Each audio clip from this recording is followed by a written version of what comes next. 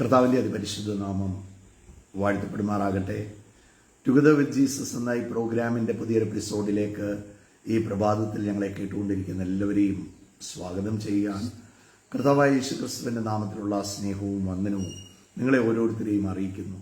ഓരോ ദിവസവും കർത്താവ് അത്ഭുതകരമായി നമ്മളെ വഴി നടത്തുന്ന വലിയ കൃപയ്ക്കായി സ്തോത്രം. ആ കർത്താവിൻ്റെ വലിയ സ്നേഹത്തിനായിട്ട് നന്ദി പറയുകയാണ്. തൻ്റെ ഏകജാതനായ പുത്രനെ നൽകുവാൻ തക്കവണ്ണം ലോകത്തെ സ്നേഹിച്ച ആ മഹാസ്നേഹം, God so love this world, അല്ലെ? എത്ര ഇന്നലെ നമ്മൾ ചിന്തിച്ച ഒരു വചനഭാഗം തന്നെയാണ്, അല്ലേ? കർത്താവ് എത്ര അധികമായി ഈ ലോകത്തെ സ്നേഹിച്ചു. നമ്മളിൽ വീഴ്ചകളും കുറവുകളും ഒക്കെ ഉണ്ടായിരുന്ന സമയത്തും കർത്താവ് നമ്മളെ സ്നേഹിച്ചു. ഒരിക്കലും കൈവിടാത്ത ആ വലിയ ദൈവസ്നേഹത്തിനായിട്ട് ഞാൻ കർത്താവിന് ഈ പ്രഭാതത്തിൽ നന്ദി പറയുകയാണ്. ദൈവവചനം നമ്മളെ ഓർപ്പിക്കുകയാണ്. കർത്താവിനോട് ശിഷ്യന്മാർ ചോദിക്കുന്ന ഒരു കാര്യമുണ്ട്, ഏറ്റവും വലിയ കൽപ്പന ഏതാണ്? കർത്താവ് പറയുന്ന ഒരു കാര്യം, പഴയ നിയമത്തിൽ മോശ ദൈവം മുഖാന്തരം ദൈവം കൊടുത്ത കൽപ്പനകൾ മോശ ഇസ്രായേൽ മക്കളോട് സംസാരിക്കുകയാണ്, അല്ലേ?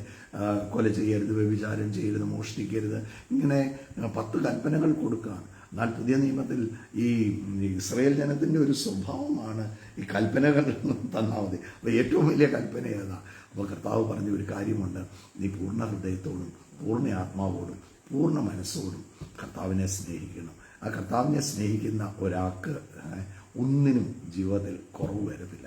നമ്മളും ഈ സ്നേഹത്തിൻ്റെ വില, നമ്മൾ എല്ലാവരോടും പറയുന്ന ഒരു കാര്യമാണ്, സ്നേഹത്തിൻ്റെ വില അറിയാമല്ലോ, അല്ലേ? പ്ലീസ്, നമ്മുടെ വീടുകളിലൊക്കെ ഒരു ഭാര്യ, ഭർത്താവ്, കുഞ്ഞുങ്ങൾ, നമ്മൾ ഈ സ്നേഹിക്കുന്നവർക്ക് ഈ സ്നേഹത്തിലെല്ലാം ചെയ്യുന്നത്, അല്ലേ? ഈ ഭാര്യ ഭർത്താവിനോട് കടപ്പെട്ടിരിക്കുന്നു, ആ വാക്കുകൊണ്ടല്ലല്ലോ, സ്നേഹം കൊണ്ടല്ലേ ചെയ്യുന്നത്, അല്ലേ? ആ കരുതുന്ന അല്ലാതെ ആ കൽപ്പന ആയതുകൊണ്ട്, ഇന്ന കൽപ്പന ഉള്ളത് കൊണ്ട് എനിക്ക് ആ കൽപ്പന ബ്രേക്ക് ചെയ്യാൻ പറ്റും, അതുകൊണ്ടല്ല, സ്നേഹിക്കുന്നത് കൊണ്ടല്ല, അല്ലേ? എന്നെ സ്നേഹിക്കുന്നവർ എൻ്റെ വചനം പ്രമാണിക്കും. ആ സ്നേഹിക്കുന്നവർ, ആ കർത്താവിനെ നമ്മൾ സ്നേഹിക്കുന്നു എങ്കിൽ പ്ലീസ്, നമ്മൾ കർത്താവിൻ്റെ വഴികളിൽ നമ്മൾ നടക്കുക തന്നെ ചെയ്യും.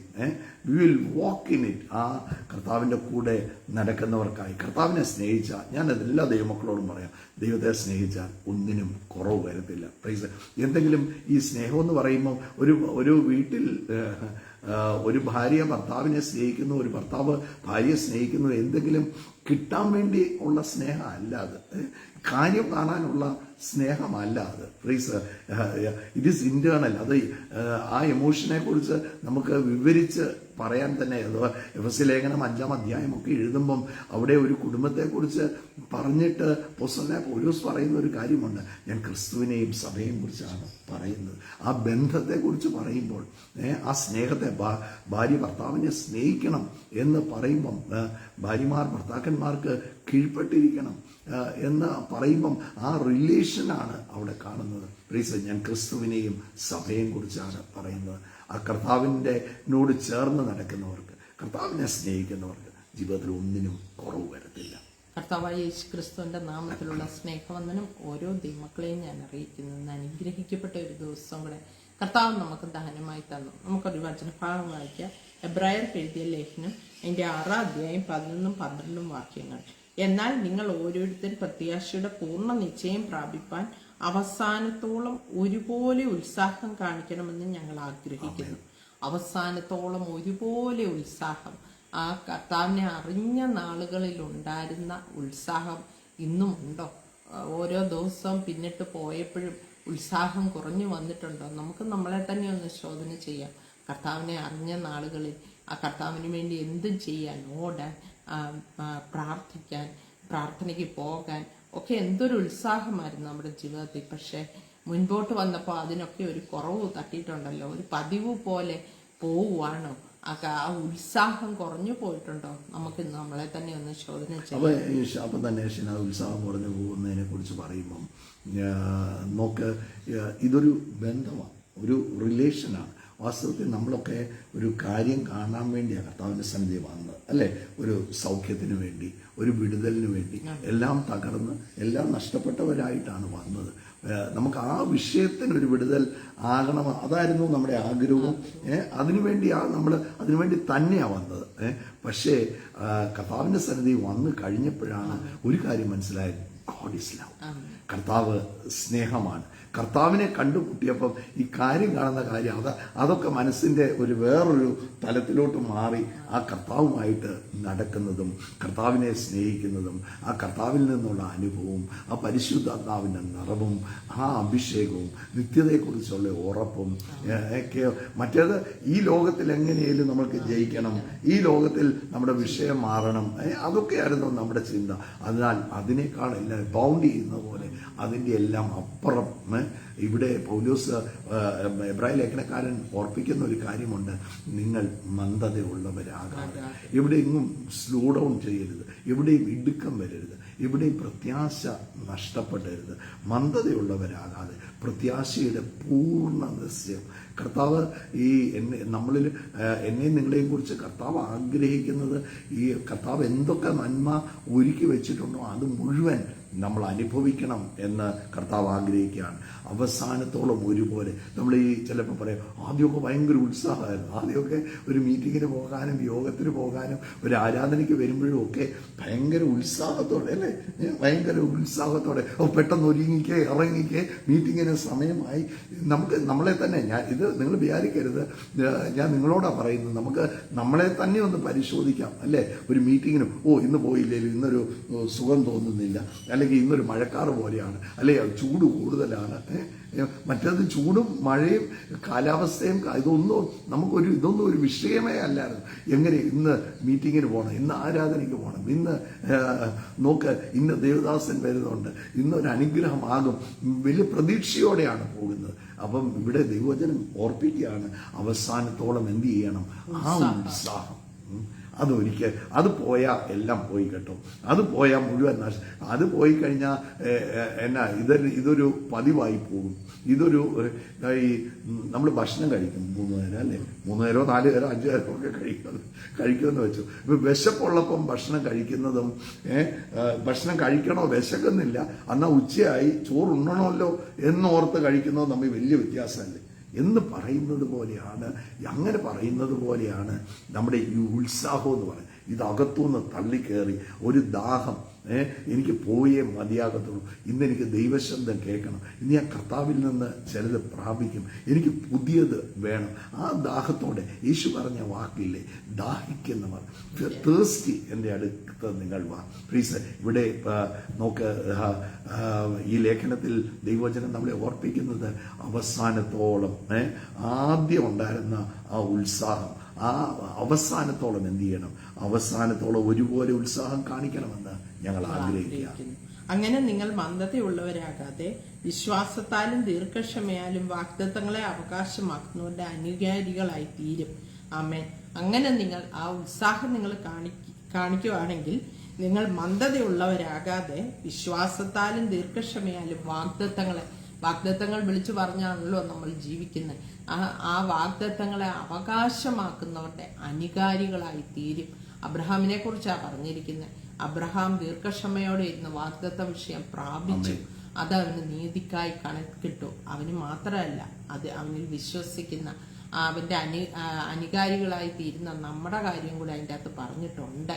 അതുകൊണ്ട് ഇന്ന് വാഗ്ദത്തങ്ങൾ വിളിച്ചു പറഞ്ഞെങ്കിൽ സാഹചര്യമൊന്നും കാണുന്നില്ലായിരിക്കും, എന്നാൽ ഈ ദൈവവചനത്തിൽ വിശ്വസിച്ച് വാഗ്ദത്തങ്ങൾ വിളിച്ചു പറയുന്നവരാണെങ്കിൽ ഉത്സാഹത്തോടെ മന്ദതയുള്ളവരാകാതെ വിശ്വാസത്താലും ദീർഘക്ഷമയാലും ഒരു വിടുതൽ കിട്ടിയില്ലെന്ന് പറഞ്ഞ് ഭാരപ്പെട്ടിരിക്കാതെ പിണങ്ങി പോകും, അല്ലേ? എനിക്ക് God has prepared higher things for you. വിശ്വസിക്കണം.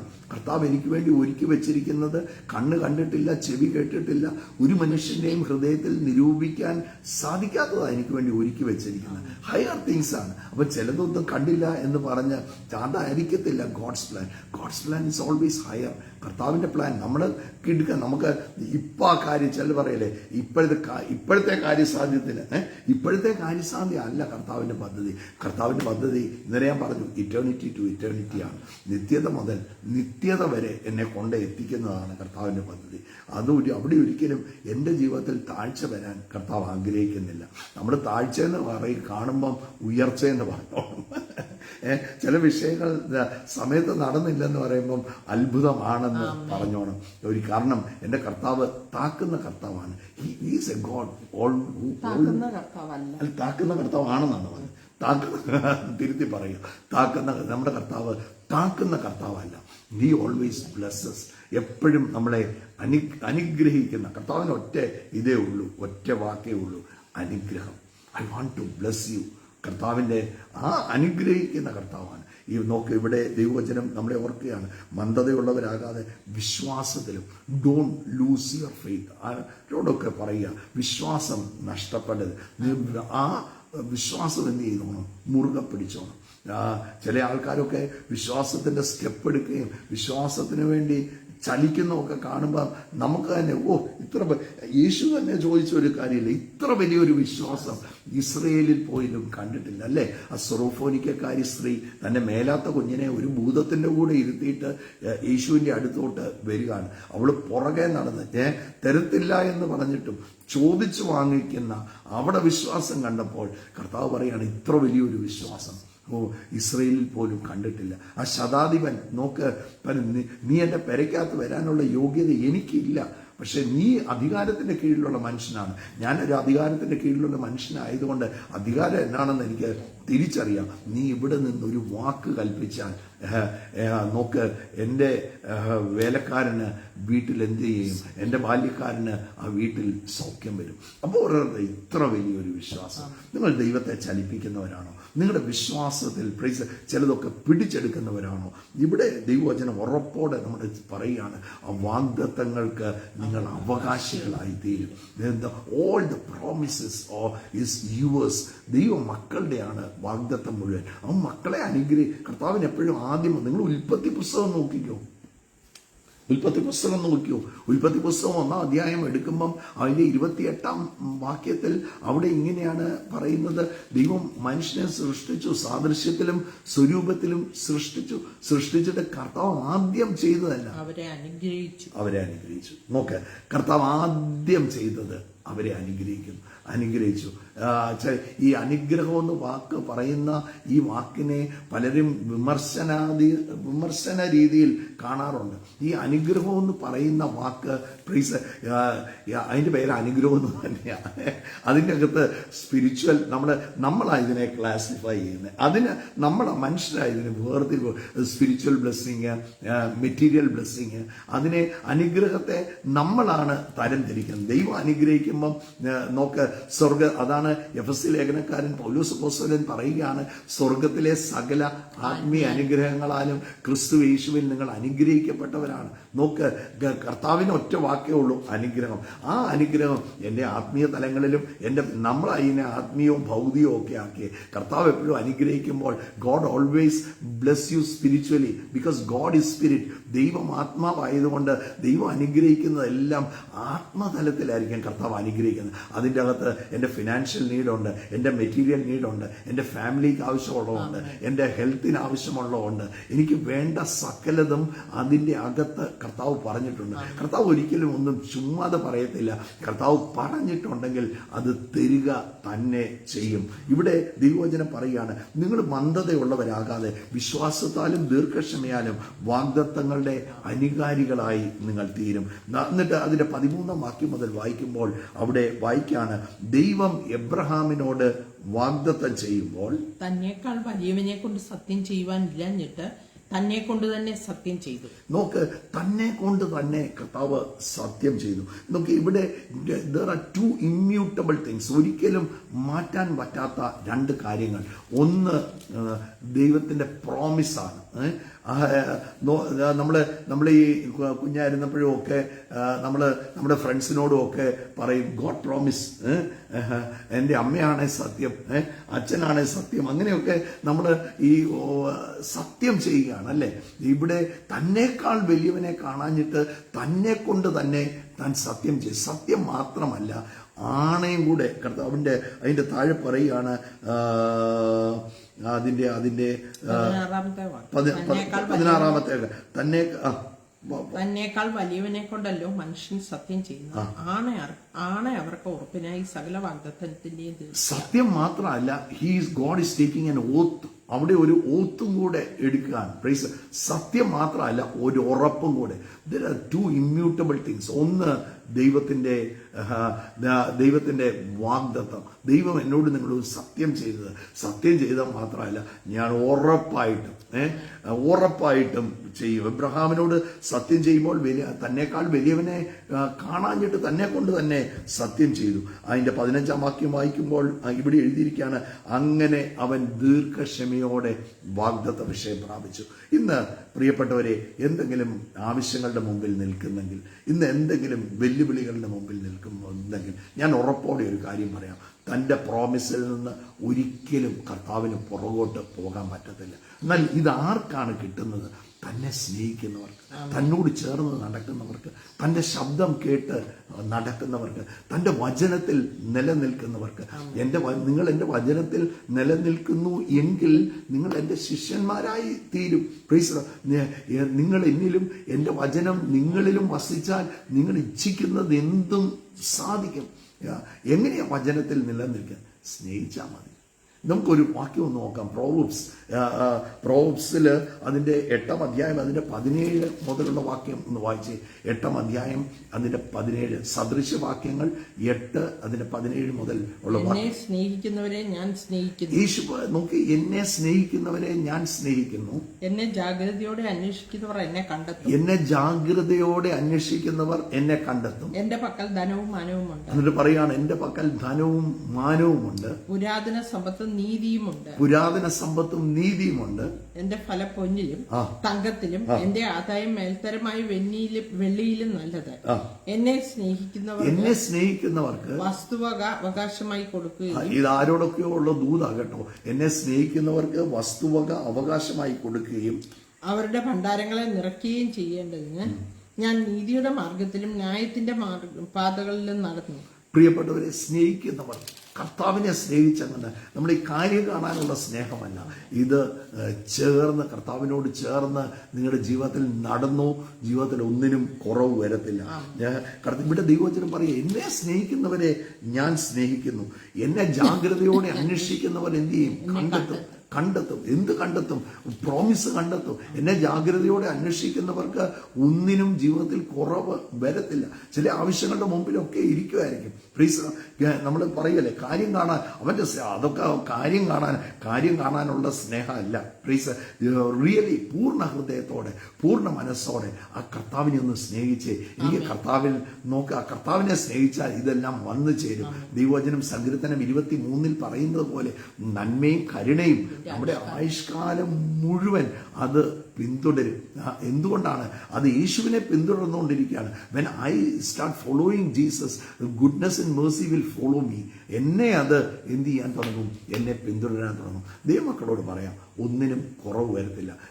These are to immutable things. ഒന്ന് ദൈവത്തിന്റെ പ്രോമിസ്, 2 ദൈവത്തിന്റെ ഓത്ത്. കർത്താവ് പ്രോമിസ് ചെയ്യുക മാത്രമല്ല, ഒരു ആണയും കൂടെ കർത്താവ് ഇട്ട് ഉറപ്പായിട്ടും കിട്ടിയിരിക്കും. പ്ലീസ്, ഇവിടെ എഴുതിയിരിക്കുകയാണ്, എബ്രഹാം ദീർഘക്ഷമയോടെയും. ക്ഷമ നശിച്ചു പോകരുത്. ചില ഡിലേസ് ഒക്കെ വന്നെന്നിരിക്കാം, അത് കണ്ട് ക്ഷമ നശിച്ചു പോകരുത്. ചില അത്ഭുതം ഞങ്ങൾ ആദ്യം കൂട്ടായ്മ ചെന്നപ്പോഴത്തേക്ക് ആദ്യത്തെ മീറ്റിങ്ങിൽ വെച്ച് തന്നെ തങ്കുബ്രദർ പ്രാർത്ഥിക്കുന്ന സമയത്ത് ഷീനായ കർത്താവ് അത്ഭുതകരമായി സൗഖ്യമാക്കി. ബട്ട് അത് കഴിഞ്ഞ് എൻ്റെ സാമ്പത്തിക കടം മാറാൻ വെയിറ്റഡ് ഫോർ 4.5 വർഷത്തോളം പിന്നെ വെയിറ്റ് ചെയ്യേണ്ടി വന്നു. പല ചലഞ്ചസ് അതിൻ്റെ ഇടയ്ക്കൊക്കെ വന്നു. പക്ഷെ അവിടെയെല്ലാം ഞാനോ ലോകാവസാനത്തോളം എല്ലാ നാളും കൂടെ ഉണ്ടെന്ന് പറഞ്ഞ ആള് കൂടെ തന്നെ ഉണ്ട്. ഇത് വർക്കൗട്ട് ആകുന്നില്ല, അന്ന് ഈ എന്നാ പറയുക, ചക്ക വീണ് മുയലിയാത്തതുപോലെ ഒരത്ഭുതം നടന്നേ ഉള്ളൂ. നോ നോ നോ, അങ്ങനെയല്ല. പ്ലീസ്, അങ്ങനെയല്ല. കർത്താവ് തരും. കർത്താവിന് അറിയാം എപ്പം തരണമെന്ന്. He always does it in on time. ആ തക്ക സമയത്താണ് കർത്താവ് പ്രവർത്തിക്കുന്നത്. ഈ ചിലതൊക്കെ എൻ്റെ കയ്യിലോട്ട് എപ്പം വരണം എന്ന് കർത്താവിന് എപ്പം അത് തന്നാൽ എനിക്കതിനെ ബ്യൂട്ടിഫുൾ ആയിട്ട് ഹാൻഡിൽ ചെയ്യാൻ പറ്റുമെന്ന് എൻ്റെ കർത്താവിന് നല്ലവണ്ണം അറിയാം. ഈ പ്രോമിസിൽ നിന്ന്, ഈ വചനത്തിൽ നിന്ന്, ദൈവവചനം നമ്മളെ കൊരിന്ത്യർ ലേഖനത്തിൽ ഓർപ്പിക്കുകയാണ്. വാഗ്ദത്തങ്ങൾ എത്രയുണ്ടെങ്കിലും അത് ക്രിസ്തുയേശുവിൽ അത് ആമീനാണ്. എൻ്റെ കർത്താവ് തരും എന്ന് പറഞ്ഞിട്ടുണ്ടെങ്കിൽ എൻ്റെ കർത്താവ് തരിക തന്നെ ചെയ്യും. ഒന്നും കുറവ് വരത്തില്ല. നോക്ക് സദൃശവാക്യങ്ങൾ അതിന്റെ 10-ാം അധ്യായം അതിന്റെ 22-ാം വാക്യത്തിൽ പറയുകയാണ്, യഹോവയുടെ അനുഗ്രഹത്താൽ സമ്പത്തുണ്ടാകും, അധ്വാനത്തോടെ അതിനൊന്നും കൂടുകയില്ല. അധ്വാനത്തോടെ നമ്മൾ ഓർക്കുക, നമ്മുടെ കഴിവാണ്, നമ്മുടെ മിടുക്ക ഒന്നുമല്ല, അനുഗ്രഹമാണ്. അനുഗ്രഹം ആർക്കാ? കർത്താവിൻ്റെ കൂടെ നടക്കുന്നവർക്ക്, അവൻ്റെ ശബ്ദം കേൾക്കുന്നവർക്ക്, ആ കർത്താവിനെ അനുസരിച്ച് കർത്താവിനോട് ചേർന്ന് നടക്കുന്നവർക്ക് ഒന്നിനും ജീവിതത്തിൽ കുറവ് വരുന്നില്ല. സ്നേഹിച്ച എംബ്രേസിങ് കർത്താവിനെ വാരി പുണർന്ന് ഈ ലോകത്തങ്ങ് നടന്നേ. നമുക്ക് കുറവുകളും വീഴ്ചകളും ഒക്കെ ചിലപ്പോൾ ഉണ്ടായിരിക്കാം. നന്നായിട്ടല്ല കർത്താവിൻ്റെ അടുത്ത് വരുന്നത്. കർത്താവിൻ്റെ അടുത്ത് വരുമ്പോൾ നന്നായിക്കോളും. ഓരോ ദിവസവും നമ്മൾ വീണ്ടും ട്രാൻസ്ഫോംഡ് ആയിക്കൊണ്ടിരിക്കുകയാണ്. ദൈവവചനത്താൽ കഴുകൽ പ്രാപിച്ച് രൂപാന്തരപ്പെട്ട് നമ്മുടെ വാക്ക്, വിചാരം, ചിന്ത, നമുക്ക് കുറവുകളൊക്കെ ഉണ്ട്. അവിടെയൊക്കെ ഓരോ ഏറിയായാലും എൻ്റെ കർത്താവ് കൂടെ അങ്ങ് നടന്നാൽ മതി. ഓരോ ഏറിയായും കർത്താവ് സ്പർശിച്ച് കർത്താവ് റെഡിയാക്കിക്കോളും. എന്നാൽ ഇന്ന് എന്നെ കേൾക്കുന്ന എല്ലാ ദൈവമക്കളോടും പറയാം, തൻ്റെ വാഗ്ദത്തത്തിൽ നിന്ന് പുറകോട്ട് പോകത്തില്ല. താൻ ആണയിട്ട് പറഞ്ഞിട്ടുണ്ടെങ്കിൽ, പ്രൈസ്, ഞാൻ നിന്നെ അനുഗ്രഹിക്കുമെന്ന് ആണയിട്ട് പറഞ്ഞിട്ടുണ്ടെങ്കിൽ, ഇത് റോമർക്ക് ലേഖനം 4-ാം അധ്യായം പറയും. അവിടെ വായിക്കുമ്പോൾ പ്രൈസ് ഇങ്ങനെയാണ് എഴുതിയിരിക്കുന്നത്, തന്നെക്കുറിച്ച് മാത്രമല്ല അവനിൽ വിശ്വസിക്കുന്ന എല്ലാവർക്കും എന്തുണ്ട്? ഈ അനുഗ്രഹവും ഈ നന്മയും ആ വിശ്വസിക്കുന്ന മുഴുവൻ പേർക്കും ഉണ്ട്. എബ്രഹാം വിശ്വസിച്ചു, അതവന് നീതിക്കായി കണക്കിട്ടു. അത് എബ്രഹാമിനെ വിചാരിച്ച് മാത്രമല്ല, തന്നിൽ വിശ്വസിക്കുന്ന എല്ലാവർക്കും ഇതുണ്ട്. സോ ആ വിശ്വാസം മുറുകെ പിടിച്ച് മന്ദതയുള്ളവരാകാതെ, എവിടെയെങ്കിലുമൊക്കെ ഈ മടുപ്പും ഒക്കെ എല്ലാ മനുഷ്യനും, ചിലതൊക്കെ ലേറ്റ് ആകുമ്പോഴാണ് ഏറ്റവും കൂടുതൽ തളർച്ച വരുന്നത്. എന്തായിത്തീരും, ഞാൻ പോയിട്ടൊന്നും ആയില്ല, ഞാൻ പ്രാർത്ഥിച്ചിട്ട് എനിക്ക് കിട്ടിയില്ല. ആര് പറഞ്ഞു കിട്ടിയില്ലെന്ന്? ഇന്നും ജീവനോടെ ഇരിക്കുന്നത് അത്ഭുതമാണ്. അങ്ങനെയൊന്ന് വിചാരിച്ച് ഇന്നും നോക്ക്, ഇന്നും നടത്തിയില്ലേ, ഇന്നലെ എന്നെ നടത്തിയില്ലേ, ഈ ദിവസം കാണാൻ ഭാഗ്യം തന്നില്ലേ, അങ്ങനെയാണെങ്കിൽ ബാക്കി കാര്യവും നിശ്ചയമായിട്ടും കർത്താവ് ഒരുക്കും. ഇവിടെ ദൈവവചനം ഈ പ്രാരംഭവാക്യത്തിൽ നമ്മളെ ഓർപ്പിച്ച ഒരു കാര്യമേ ഉള്ളൂ. Praise the Lord. നിങ്ങൾ മന്ദതയുള്ളവരാകാതെ വിശ്വാസത്താലും ദീർഘക്ഷമയാലും. അവിടെ ഈ രണ്ടാമത് പറഞ്ഞ കാര്യം നമ്മൾ വിശ്വസിക്കുന്നെന്ന് പറയും, പക്ഷേ നമുക്ക് ഒന്ന് ദീർഘക്ഷമ കാണിക്കാൻ, ചിലതിനൊക്കെ വെയിറ്റ് ചെയ്യാൻ. Waiting period is the most toughest time in life. എനിക്കറിയാം നിശ്ചയമായിട്ടും നമ്മളൊക്കെ പലരും പല കാര്യങ്ങൾക്ക് വേണ്ടി വെയിറ്റ് ചെയ്തിട്ടുള്ളവരാ, അല്ലേ? ആ വെയിറ്റിംഗ് ടൈമാണ് നമ്മുടെ ജീവിതത്തിൽ. നമ്മളിപ്പോൾ ഒരാളെ, ഒരു ഫ്രണ്ടിനെ നമ്മൾ വെയിറ്റ് ചെയ്യുകയാണ്, നമ്മളൊരു ട്രെയിൻ വെയിറ്റ് ചെയ്യുകയാണ്, നമ്മളൊരു ബസ് വെയിറ്റ് ചെയ്യുന്നു. അപ്പോൾ അങ്ങനെയൊക്കെ ഇടയ്ക്കിടയ്ക്ക് എന്ത് ചെയ്യുന്നു? ഇടയ്ക്കിടയ്ക്ക് നമ്മൾ വാച്ച് നോക്കും, കാണുന്നില്ലല്ലോ. അപ്പോൾ ആ വെയിറ്റിംഗ് പീരീഡാണ് ടഫസ്റ്റ് ടൈം. പക്ഷേ ഇവിടെ ദൈവവചനം പറയാണ്, വിശ്വാസത്താലും ദീർഘക്ഷമയാലും. അവിടെ ക്ഷമ ഒന്ന് കാണിക്കണം. അവിടെ ചിലപ്പോൾ ഒന്ന് താന്ന് ഇരിക്കേണ്ടി വരും, പക്ഷെ തക്ക സമയത്ത് ഉയർത്തുമെന്ന് കർത്താവ് പറഞ്ഞിട്ടുണ്ട്. വിശ്വാസത്താലും ദീർഘക്ഷമയാലും നിങ്ങൾ നോക്ക് വാഗ്ദത്തങ്ങളുടെ അവകാശികളായി. You will lack nothing. ഒന്നിനും ജീവിതത്തിൽ കുറവ് വരുന്നില്ല. അങ്ങനെയാണെങ്കിൽ ഇന്ന് പ്രാർത്ഥിക്കാൻ പോവുകയാണ്. Praise the Lord. അവസാനത്തോളം നിങ്ങളുടെ ഉത്സാഹം കളയരുത്. അവസാനത്തോളം ആ കർത്താവ് മൂർച്ച കൂട്ടിക്കൊണ്ടിരിക്കണം. ഓരോ ദിവസവും പരിശുദ്ധാത്മാവിന്റെ അഭിഷേകത്തിൽ നിറയാൻ തുടങ്ങണം. നോക്ക്, ദൈവവചനം ആഹാരമാക്കാൻ തുടങ്ങണം. നോക്ക്, മൂർച്ച കൂട്ടി. അപ്പം ഈ ഒരു പ്രയാസത്തിൽ നിൽക്കുമ്പോഴും ആദ്യം നോക്ക്, നമ്മുടെ അകത്തുനിന്ന് വെളിയിലോട്ട് തള്ളി വരുന്നത് ദൈവത്തിന്റെ പ്രോമിസ് ആയിരിക്കും, ആ വചനമായിരിക്കും.